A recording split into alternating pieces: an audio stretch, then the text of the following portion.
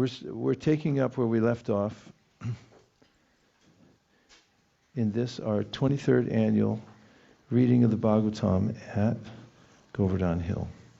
At chapter 3, the Lord's Pastimes out of Vṛndāvana. Sri Uddhava said, "Therefore, Lord Krishna went to Mathura city with Sri Baladev, and to please their parents, they dragged Kamsa, the leader of public enemies, down from his throne and killed him, pulling him along the ground with great strength." Purport: King Kamsa's death is only briefly described here because such pastimes are vividly and elaborately described in the 10th canto. The Lord proved to be a worthy son of his parents, even at the age of 16 years. Both brothers, Lord Krishna and Lord Baladev, went to Mathura from Vṛndāvana and killed their maternal uncle, who had given so much trouble to their parents, Vasudeva and Devaki. Kamsa was a great giant, and Vasudeva and Devaki never thought that Krishna and Baladev, would be able to kill such a great and strong enemy. When the two brothers attacked Kamsa on the throne, their parents feared that now Kamsa would finally get the opportunity to kill their sons, whom they had hidden for so long in the house of Nanda Maharaj. The parents of the Lord, due to parental affection, felt extreme danger, and they almost fainted. Just to convince them that they had actually killed Kamsa, Krishna and Baladev pulled Kamsa's dead body along the ground to encourage them. The Lord learned all the Vedas with their different branches simply by hearing them once from his teacher, Sandipani Muni, whom he rewarded by bringing back his dead son from the region of Yamaloka. Purport: no one but the Supreme Lord can become well versed in all the branches of Vedic wisdom simply by hearing once from his teacher. Nor can anyone bring a dead body back to life after the soul has already gone to the region of Yamaraj. But Lord Krishna ventured to the planet of Yamaloka and found the dead son of his teacher and brought him back to his father as a reward for the instructions received. The Lord is constitutionally well versed in all the Vedas, and yet to teach by example that everyone must go to learn the Vedas from an authorized teacher and must satisfy the teacher by service and reward. He himself adopted this system. The Lord offered his services to his teacher, Sandipani Muni, and the Muni, knowing the power of the Lord, asked something which was impossible to be done by anyone else. The teacher asked that his beloved son, who had died, be brought back to him, and the Lord fulfilled the request. The Lord is not, therefore, an ingrate to anyone who renders him some sort of service. The devotees of the Lord who always engage in his loving service are never to be disappointed in the progressive march of devotional service. 3.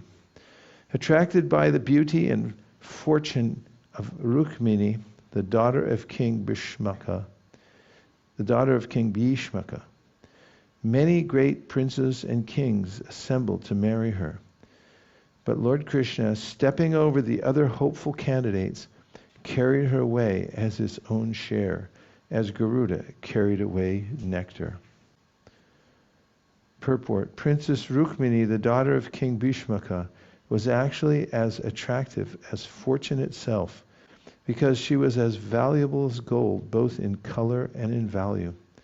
Since the goddess of fortune, Lakshmi, is the property of the Supreme Lord, Rukmini was actually meant for Lord Krishna.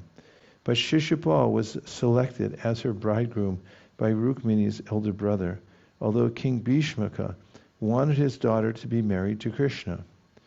Rukmini invited Krishna to take her away from the clutches of Shishupal.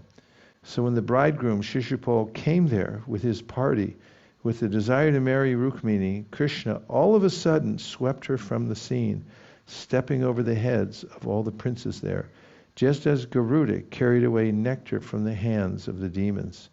This incident will be clearly explained in the 10th canto. 4. By subduing 7 bulls whose noses were not pierced, the Lord achieved the hand of Princess Nagnajiti in the open competition to select her bridegroom. Although the Lord was victorious, his competitors asked the hand of the princess, and thus there was a fight. Well equipped with weapons, the Lord killed or wounded all of them, but he was not hurt himself. Just to please his dear wife, the Lord brought back the Parijata tree from heaven, just as an ordinary husband would do. But Indra, the king of heaven, induced by his wives, henpecked as he was, ran after the Lord with full force to fight him. The Lord once went to the heavenly planet to present an earring to Aditi, the mother of the demigods, and his wife, Satyabhama, also went with him. There is a special flowering tree called the Parijata, which grows only in the heavenly planets, and Satyabhama wanted this tree, just to please his wife like an ordinary husband. The Lord brought back the tree, and this enraged Vajri, or the controller of the thunderbolt. Indra's wives inspired him to run after the Lord to fight, and Indra, because he was a henpecked husband and also a fool, listened to them and dared to fight with Krishna. He was a fool on this occasion because he forgot that everything belongs to the Lord. There was no fault on the part of the Lord, even though he took away the tree from the heavenly kingdom. But because Indra was henpecked, dominated by his beautiful wives like Shachi, he became a fool, just as all persons who are dominated by their wives are generally foolish. Indra thought that Krishna was a henpecked husband who only by the will of his wife Satyabhama took away the property of heaven, and therefore he thought that Krishna could be punished. He forgot that the Lord is the proprietor of everything and cannot be henpecked. The Lord is fully independent, and by his will only he can have hundreds and thousands of wives like Satyabhama. He was not, therefore, attached to Satyabhama because she was a beautiful wife, but he was pleased with her devotional service and thus wanted to reciprocate the unalloyed devotion of his devotee. Narakasura, the son of Dharitri, the earth, tried to grasp the whole sky, and for this he was killed by the Lord in a fight. His mother then prayed to the Lord. This led to the return of the kingdom to the son of Narakasura, and thus the Lord entered the house of the demon. Purport, it is said in other Purāṇas that Narakasura was the son of Dharitri, the earth, by the Lord himself. But he became a demon due to the bad association of Bana, another demon. An atheist is called a demon, and it is a fact that even a person born of good parents can turn into a demon by bad association. Birth is not always the criterion of goodness, unless and until one is trained in the culture of good association, one cannot become good. Unless and until one is trained in the culture of good association, one cannot become good. There in the house of the demon, all the princesses kidnapped by Narakasura at once became alert upon seeing the Lord, the friend of the distressed. They looked upon him with eagerness, joy, and shyness, and offered to be his wives. Narakasura kidnapped many daughters of great kings and kept them imprisoned in his palace. But when he was killed by the Lord, and the Lord entered the house of the demon, all the princesses were enlivened with joy and offered to become his wives, because the Lord is the only friend of the distressed. Unless the Lord accepted him, there would be no chance of their being married, because the demon kidnapped them from their father's custody, and therefore no one would agree to marry them. According to Vedic society, girls are transferred from the custody of the father to the custody of the husband. Since these princesses had already been taken away from the custody of their fathers, it would have been difficult for them to have any husband other than the Lord himself. All those princesses were lodged in different apartments, and the Lord simultaneously assumed different bodily expansions, exactly matching each and every princess. He accepted their hands in perfect rituals by his internal potency. In the Brahma Samhita 533, the Lord is described as follows in regard to his innumerable plenary expansions. Advaitam achyutam anadim anantarupam adyam purana purusham vayauvanam cha vedeshu durlabham adurlabham atmabhaktau govindamadi purusham tamaham vachami. The Lord Govinda, whom I worship, is the original personality of Godhead. He is non-different from his innumerable plenary expansions, who are all infallible, original, and unlimited, and who have eternal forms. Although he is primeval, the oldest personality, he is always fresh and young. By his internal potency, the Lord can expand himself into various personalities of Swayam Prakash, and again into Prabhava and Vaibhava forms. And all of them are non-different from one another. The forms into which the Lord expanded to marry the princesses in different apartments were all slightly different, just to match each and every one of them. They are called Vaibhava Vilas, forms of the Lord, and are affected by his internal potency, Yogamaya. Just to expand himself according to his transcendental features, the Lord begot in each and every one of them 10 offspring with exactly his own qualities. Kalyavana, the king of Magadha and Shalva, attacked the city of Mathura. But when the city was encircled by their soldiers, the Lord refrained from killing them personally, just to show the power of his own men. Purport: after the death of Kamsa, when Mathura was encircled by the soldiers of Kalyavana, Jarasandha, and Shalva, the Lord seemingly fled from the city, and thus he is known as Ranchor, or one who fled from fighting. Actually, the fact was that the Lord wanted to kill them through the agency of his own men, devotees like Muchukunda and Bhima.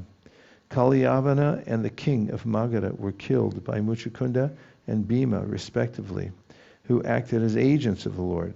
But by such acts, the Lord wanted to exhibit the prowess of his devotees, as if he were personally unable to fight, but his devotees could kill them.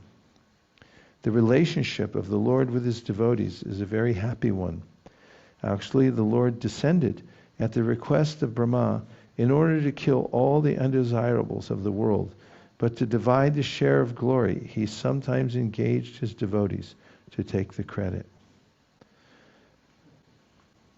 The battle of Kurukshetra was designed by the Lord himself, but just to give credit to his devotee Arjuna, nimitta matram bhavasavya sachin, he played the part of the charioteer, while Arjuna was given the chance to play the fighter and thus become the hero of the battle of Kurukshetra. What he wants to do himself by his transcendental plans, he executes through his confidential devotees. That is the way of the Lord's mercy towards his pure, unalloyed devotees. 11. Of kings like Shambhara, Dvavida, Vana, Mura, Balval, and many other demons such as Dantavakra, some he killed himself, and some he caused to be killed by others, Sri Baladev, etc. Then, O Vidura, the Lord caused all the kings, both the enemies and those on the side of your fighting nephews, to be killed in the battle of Kurukshetra. All those kings were so great and strong that the earth seemed to shake as they traversed the war field. Duryodhana was bereft of his fortune and duration of life because of the intricacy of ill advice given by Karna, Dushasana, and Saubala. When he lay on the ground with his followers, his thighs broken, although he was powerful, the Lord was not happy to see the scene. The fall of Duryodhana, the leading son of Dhritarashtra, was not pleasing to the Lord, although he was on the side of Arjuna, and it was he who advised Bhima how to break the thighs of Duryodhana while the fight was going on. The Lord is constrained to award punishment upon the wrongdoer, but he is not happy to award such punishments because the living entities are originally his parts and parcels. He is harder than the thunderbolt for the wrongdoer and softer than the rose for the faithful. The wrongdoer is misled by bad associates and by ill advice, which is against the established principles of the Lord's order, and thus he becomes subject to punishment. The surest path to happiness is to live by the principles laid down by the Lord and not disobey his established laws, which are enacted in the Vedas and the Purāṇas for the forgetful living entities. Text 14. After the battle of Kurukshetra, the Lord said, "The abatement of the earth's great burden, 18 Akshohinis, has now been effected with the help of Drona, Bhishma, Arjuna, and Bhima. But what is this? There is still the great strength of the Yadu dynasty born of myself, which may be a more unbearable burden." It is a wrong theory that due to an increase in population, the world becomes overburdened and therefore there are wars and other annihilating processes. The earth is never overburdened. The heaviest mountains and oceans on the face of the earth hold more living entities than there are human beings, and they are not overburdened. If a census were taken of all the living beings on the surface of the earth, certainly it would be found that the number of humans is not even 5% of the total number of living beings. If the birth rate of human beings is increasing, then the birth rate of other living beings is increasing proportionately. The birth rate of lower animals, beasts, aquatics, birds, etc., is far greater than that of human beings. There is an adequate arrangement for food for all living beings all over the earth by the order of the Supreme Lord, and he can arrange more and more if there is actually a disproportionate increase of living beings. Therefore, there is no question of an increase in population causing a burden. The earth became overburdened due to the dharma glani, or irregular discharge of the Lord's desire. The Lord appeared on the earth to curb the increase in miscreants and not the increase in population, as is wrongly put forward by the mundane economists. When Lord Krishna appeared, there had been a sufficient increase in miscreants who had violated the desire of the Lord. The material creation is meant for fulfilling the desire of the Lord, and his desire is that the conditioned souls who are unfit to enter into the kingdom of God have a chance to improve their conditions for entering. The entire process of cosmic arrangement is intended just to give a chance to the conditioned souls to enter the kingdom of God. And there is an adequate arrangement for their maintenance by the nature of the Lord. Therefore, although there may be a great increase in population on the surface of the earth, if the people are exactly in line with God consciousness and are not miscreants, such a burden on the earth is a source of pleasure for her. There are two kinds of burdens. There is the burden of the beast and the burden of love. The burden of the beast is unbearable, but the burden of love is a source of pleasure. Srila Vishwanath Chakravarti describes the burden of love very practically. He says that the burden of the husband on the young wife, the burden of the child on the lap of the mother, and the burden of wealth on the businessman, although actually burdens from the viewpoint of heaviness, are sources of pleasure, and in the absence of such burdensome objects, one may feel the burden of separation, which is heavier to bear than the actual burden of love. When Lord Krishna referred to the burden of the Yadu dynasty on the earth, he referred to something different than the burden of the beast. The large numbers of family members born of Lord Krishna counted to some millions, and were certainly a great increase in population of the earth.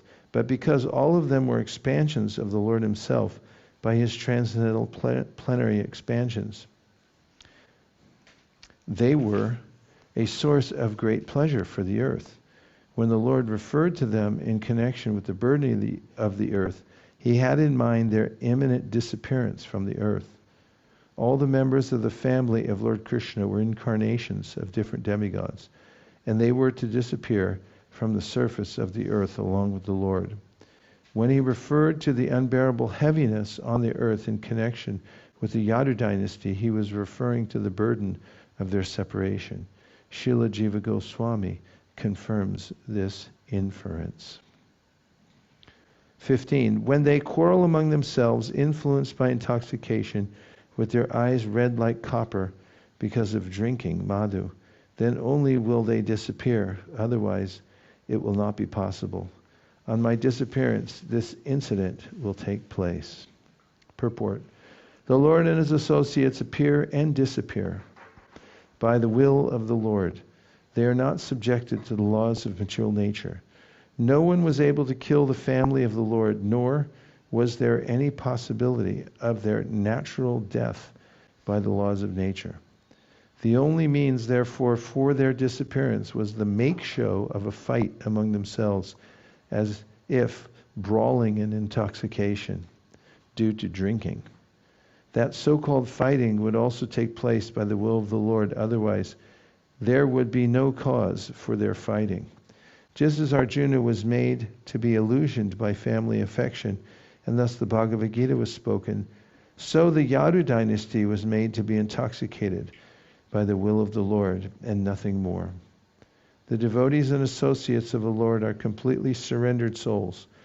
Thus they are transcendental instruments in the hands of the Lord and can be used in any way the Lord desires. The pure devotees also enjoy such pastimes of the Lord because they want to see him happy. Devotees of the Lord never assert independent individuality. On the contrary, they utilize their individuality in pursuit of the desires of the Lord.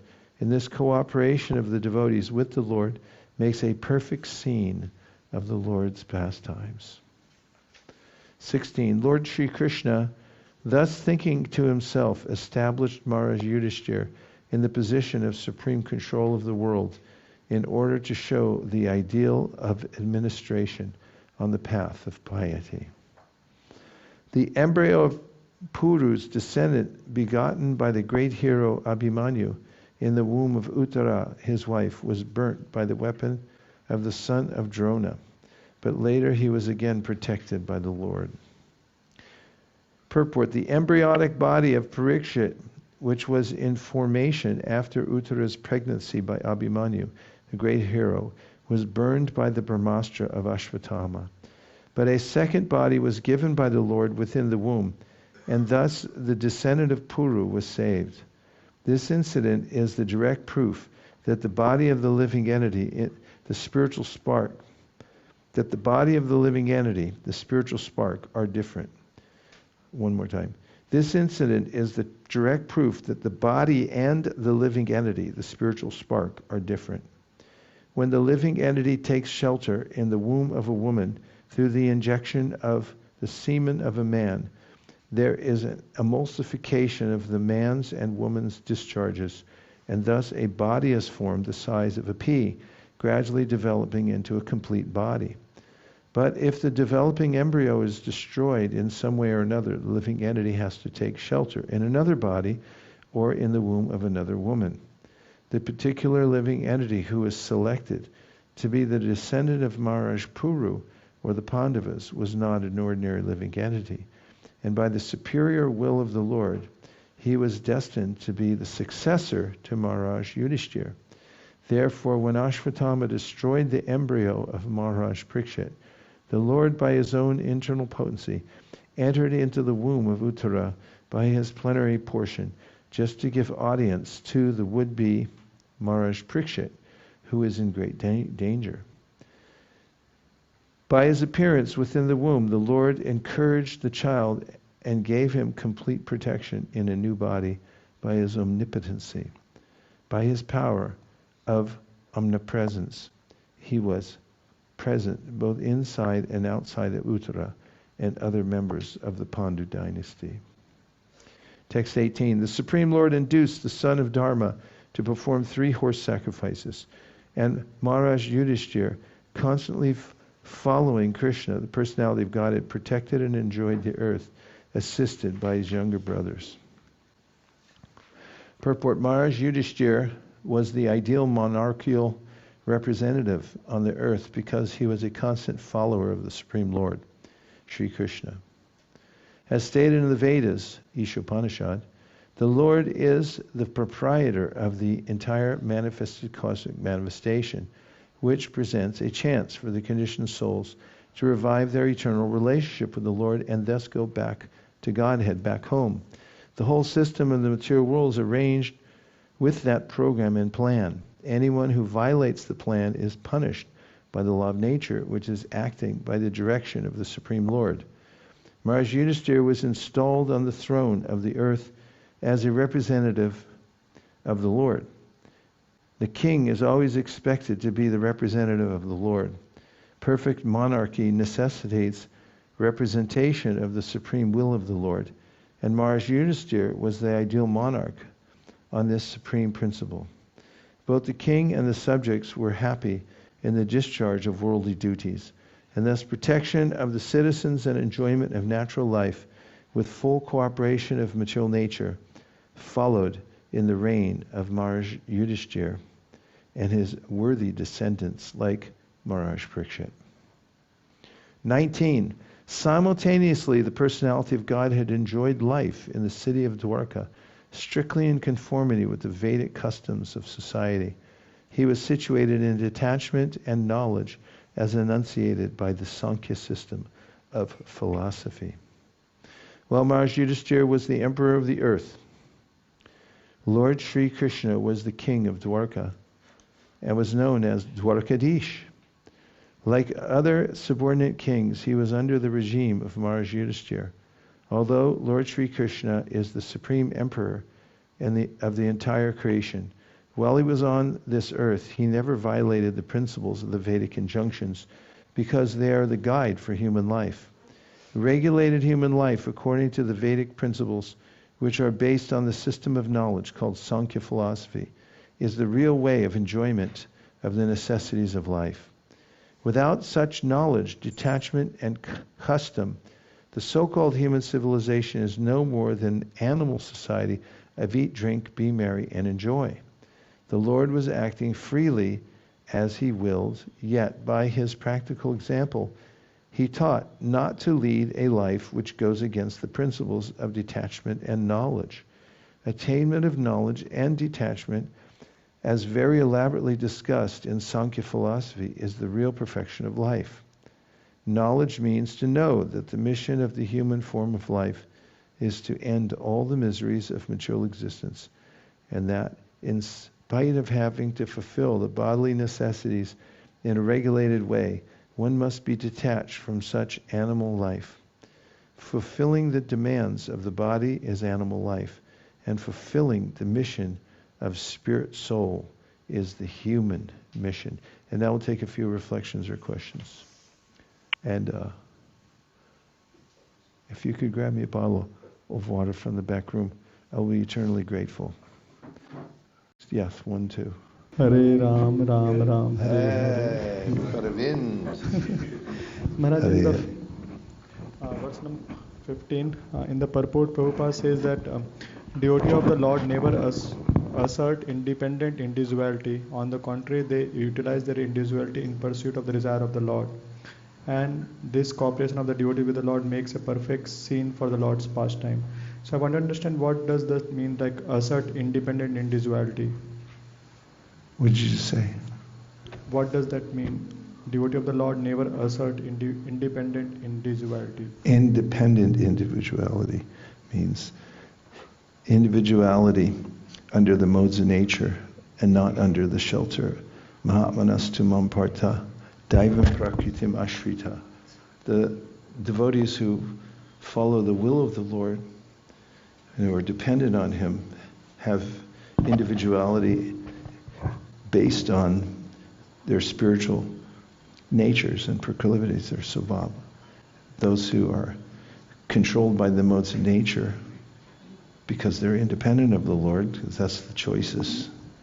Either you're under the control of the divine nature or under the control of the material nature. Of course, Krishna calls the material nature divine also. But the fact is that conditioned independence is independent from service to the Lord. Hare Krishna, Hare Krishna. It seems inordinately loud, booming. I really like the point that Prabhupada mentions in the purport that the Lord is constrained to award punishment upon the wrongdoer, but He's not happy to award such punishments because the living entities are originally His part and parcels. Yeah. And I was just thinking that when we come across some suffering in our life, this is a very good point to remind ourselves that it's not that Lord is doing it happily, but it's because... Yeah. And there's a good example there's several good examples here, but one of them that's close to home is Narakasura, who is Krishna's son, because when Varaha picked up the earth and Bhumi, earth, and Varaha conceived a child who became Narakasura, or Bhaumasura, same person, and he had to kill him because he was being so destructive. That's one of the reasons he took Satyabhama with him, because Satyabhama is an expansion, or the earth is an expansion of Satyabhama's potency. And when they conceived Bhaumasura and he became wayward, Krishna promised Bhumi that if he ever had to kill him, he'd take her permission first. So that's why when they went traveling the heavenly planets and then came to kill Bhaumasura, he brought Satyabhama, who gave her consent just right before he killed. But it's his son. It's mentioned in the Chaitanya Bhagavat also. When Chaitanya Mahaprabhu was in a trance, he said, I would kill my own son to protect my devotees. But who likes to kill their son, right? But everyone is a son of the Lord. Stand one more. Yes? So in the next purport, like text 14, this line about how Lord appears due to overburden of the dharma glani reminded me of the Queen Kunti. What was that? He appears to do what? The earth became overburdened due to dharma glani, or irregular discharge of the Lord's desire, and the Lord appeared on the earth to curb the increase in miscreants and not the increase in population.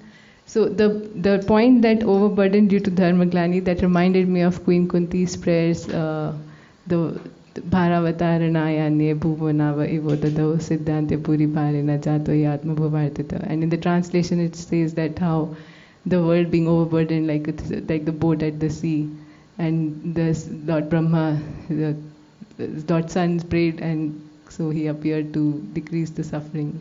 And it's not because of the population, it's because of their a dharmic nature. Anybody who's lived in a crowded brahmacharya ashram knows it never really feels crowded, even though everyone's jammed in there, because everyone's doing devotional service together, so it's no problem, right? Yep.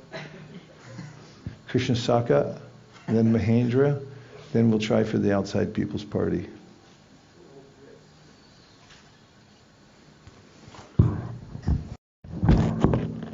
Guru Maharaj, after Krishna killed all the armies and everything, and now if we see, it feels like now there is more dharma glani than when Krishna appeared. So Now? Yeah. Like So then make a question. yes, so why Krishna is not appearing now? He or is. why? Prabhupada said he came as the holy name. That's the incarnation that kills Dharma Galani. And in the Kali Yuga, if you had to physically kill people who are adharmic, then you just have to kill everybody. He said that. So then the holy name came and it kills their demoniac spirit. So what you're doing is representing the Lord. You're going out giving the holy name, literary kirtan. It kills their demoniac spirit.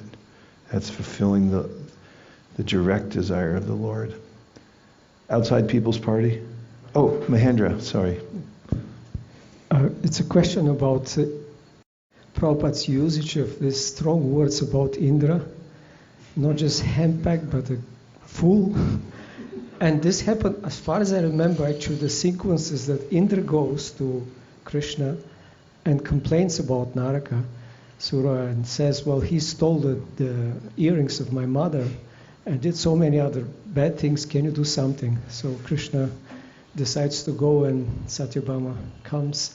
They went, they fought, and that's in Assam, that city now of Guwahati, and he had a really strong fort. Nobody could break in. And then somehow, Krishna completely destroyed that and killed him, and then freed the princesses and sent them to Dwarka.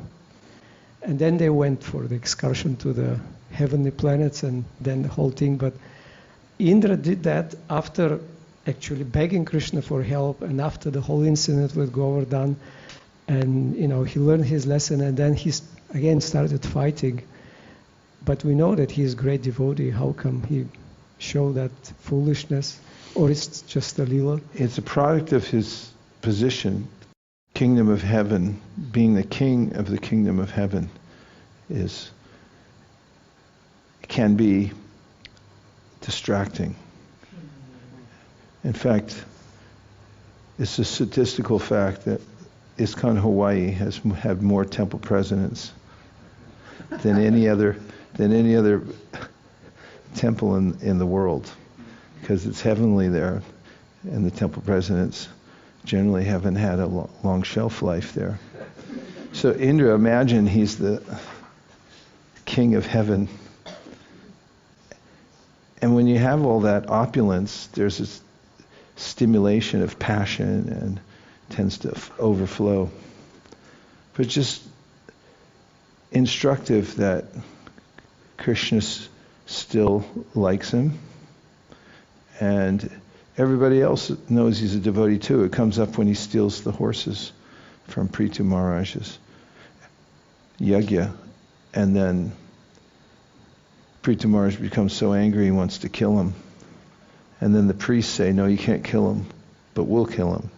We'll use a incantation to suck him into the fire. And then Brahma comes and says, wait, hold it. You can't kill Indra, he's a devotee. And they work things out. These Indrari Vyakulam Lokam Hridayantu Yuge Yuge. It's a crazy world. Anybody outside? Anybody? Bhaya Loka? Yeah. That would like to make a comment? Guru Maharaj, there is a prophecy that Krishna is going to come as Kalki, in the form of Kalki, and destroy the universe. Kill everybody. So is that because the universe is full of all adharmic people? Yeah. It's a do-over. When things get so far out of hand, start over again. That's when the next Satya Yuga starts. And interesting also is that the next Vyasa is Ashvatthama, who did such heinous crimes, but still he's hanging around until the next era, and he'll be the Vyasa next, which just shows with time and mercy anybody can be rectified. Yes, Radha Kripa Prabhu. Hare Krishna Maharaj. Regarding Indra, it's very unique character. I think in the Bhagavatam, if many times you read it, it just feel like why he's doing like this. But I also, when in Bhagavad Gita, when you read, Krishna said, I am Indra. So I'm just wondering, how do we reconcile these two things. Indra being that Indra is like Krishna is telling when I'm also Indra among the Devas too. But those are mentioned of his in Gita of his vibhutis, showing the extent of his opulences, or the varieties of his opulences in the material world. And there's no doubt Indra is a powerful personality, and he's very opulent. He's also a devotee. And so he's an example of one of Krishna's vibhutis. It just comes along with the personality. Look at the Pandavas. There were anomalies there. You look at the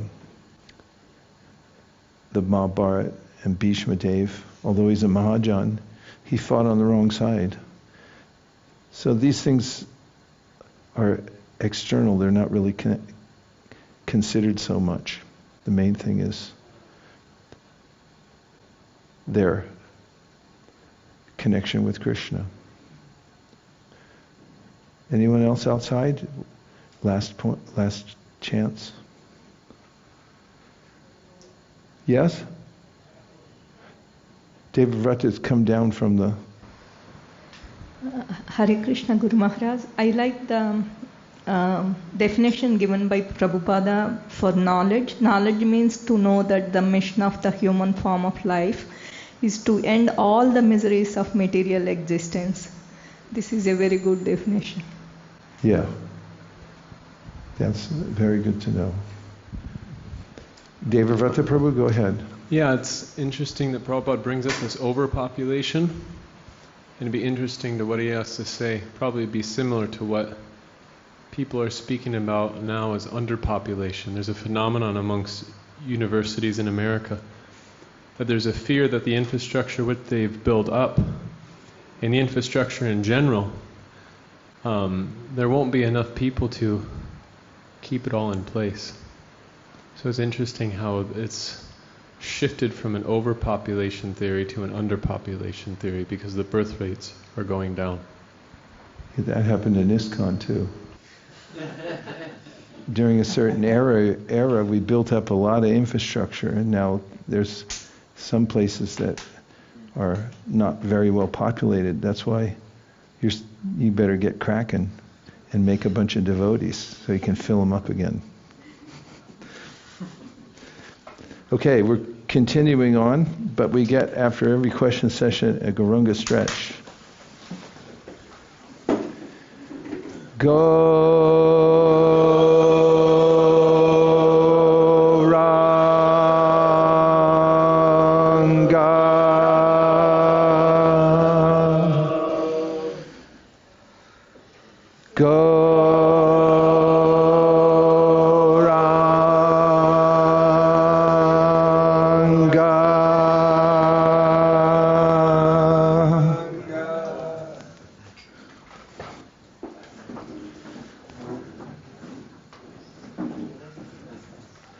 Continuing at Srimad Bhagavatam, Canto 3, Chapter 3, the Lord's Pastimes out of Vṛndāvana.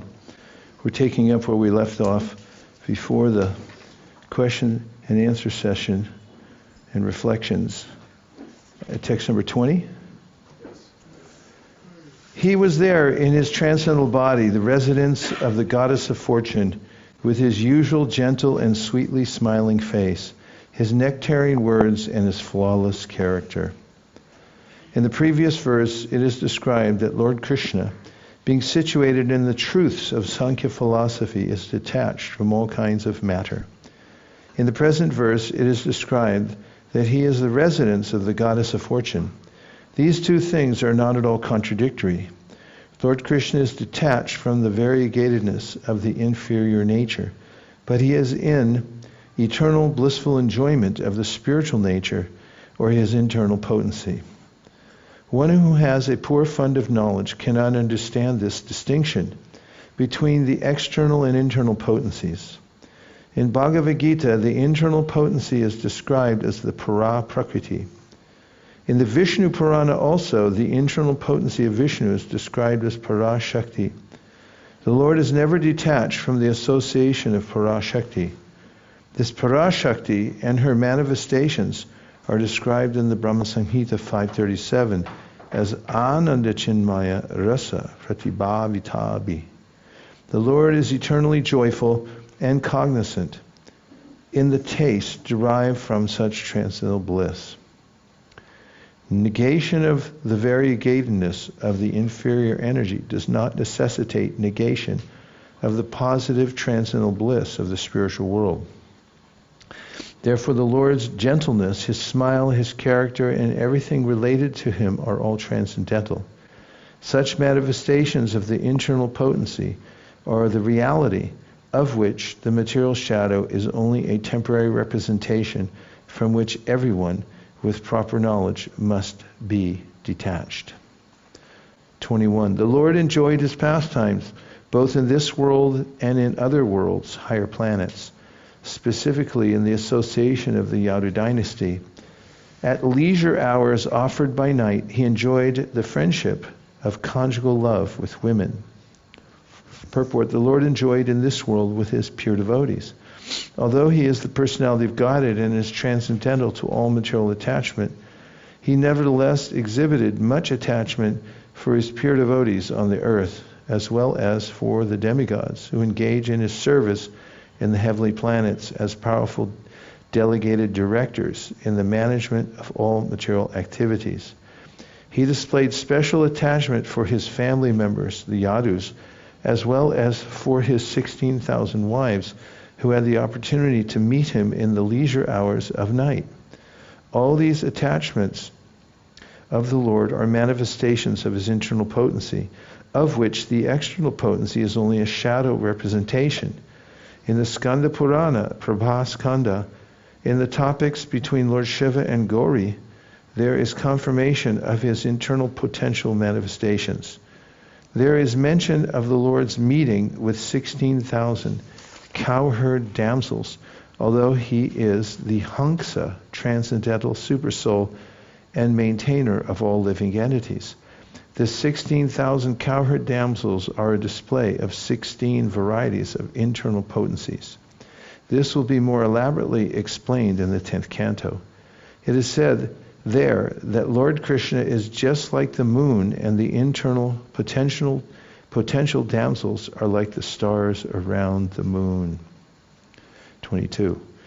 The Lord was thus engaged in household life for many, many years, but at last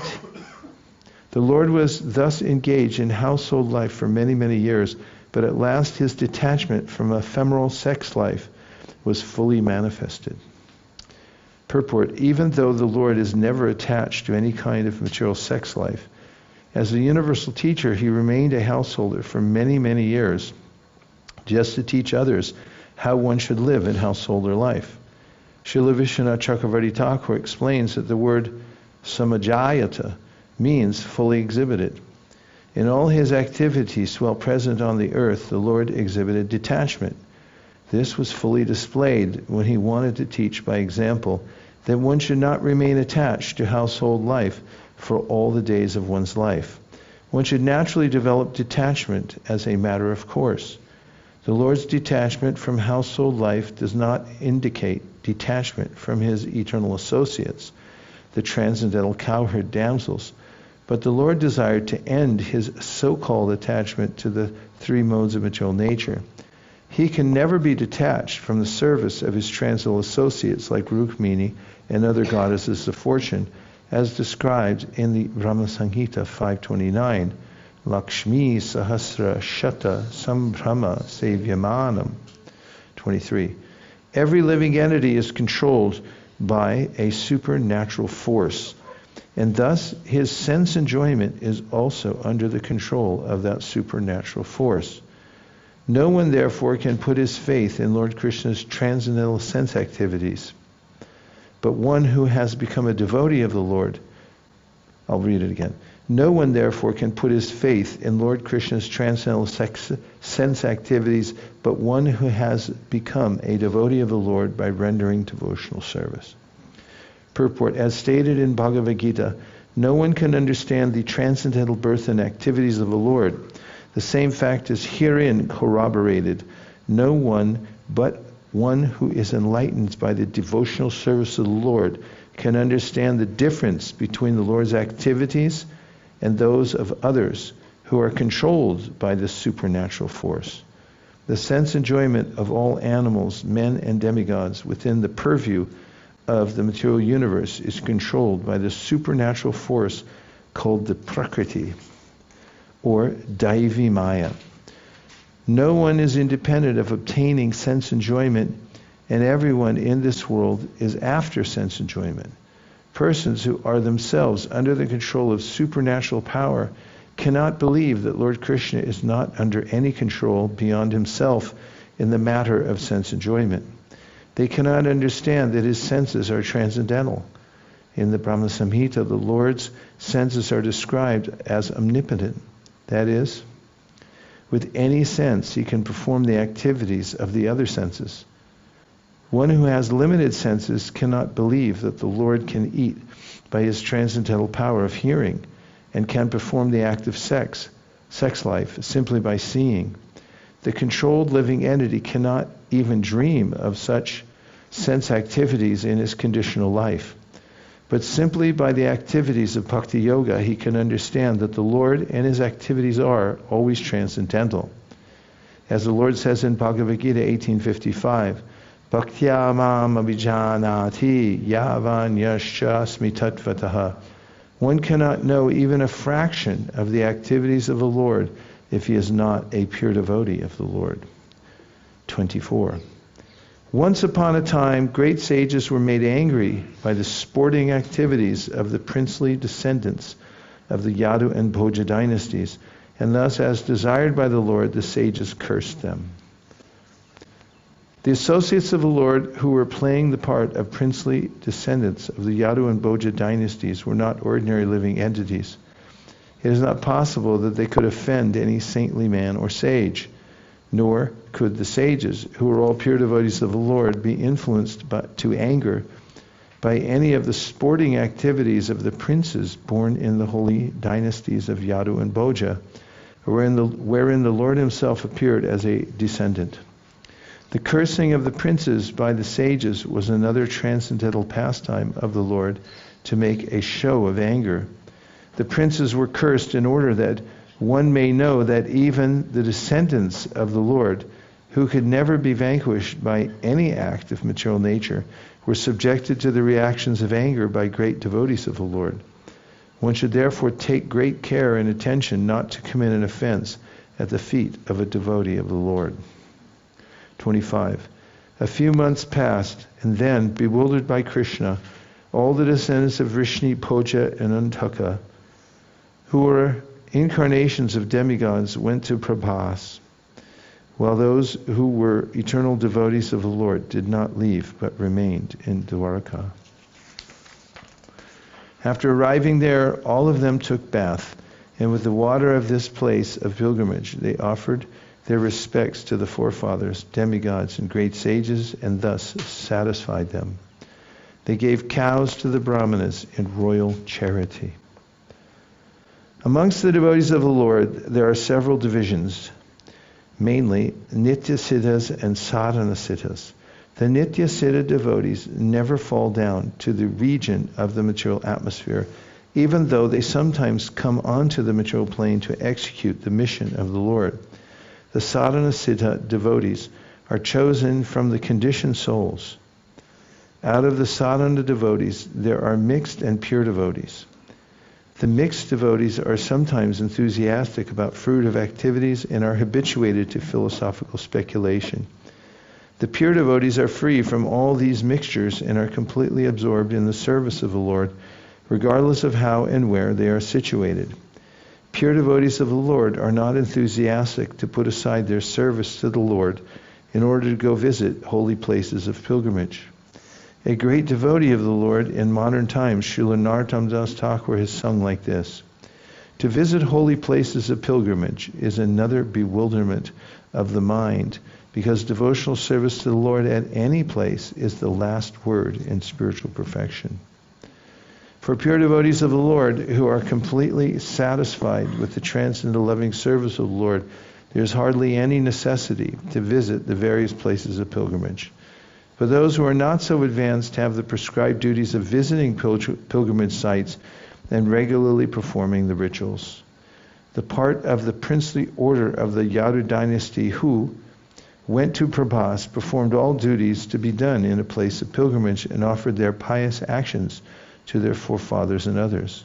As a rule, every human being is indebted to God, the demigods, great sages, other living entities, people in general, forefathers, etc., for various contributions received from them. Thus, everyone is obliged to repay the debt of gratitude. The Yadus who went to the Prabhas pilgrimage site performed their duties by distributing land, gold, and well-nourished cows in royal charity, as described in the following verse. Hiranyam rajatam shayan vasams yajna kambalan vasams yajina kambalan yanam ratan ibhan kanya dharam vritti karim api. The Brahmanas were not only given well-fed cows in charity, but also gold coins, bedding, clothing, animal skins, seats, blankets, horses, elephants, girls, and sufficient land for maintenance. All these charities were meant for the Brahmanas whose lives were devoted entirely to the welfare of society, both spiritually and materially. The Brahmanas were not giving their services as paid servants, but the society provided them with all necessities. It was arranged for some of the Brahmanas who were in difficulty for marriage to be given girls. The Brahmanas therefore had no economic problems. The Kshatriya kings and rich mercantile men would provide them with all that they needed, and in exchange the Brahmanas were completely devoted to the elevation of society. That was the way of social cooperation between the different castes. When the Brahmana class or caste gradually became easygoing, being fed by the society although they had no Brahminical qualifications, they degraded themselves into Brahma Bandhus, or disqualified Brahmanas. And thus other members of society also gradually fell down from the social standard of progressive life. As described in Bhagavad Gita, the caste system is the creation of the Lord and is arranged according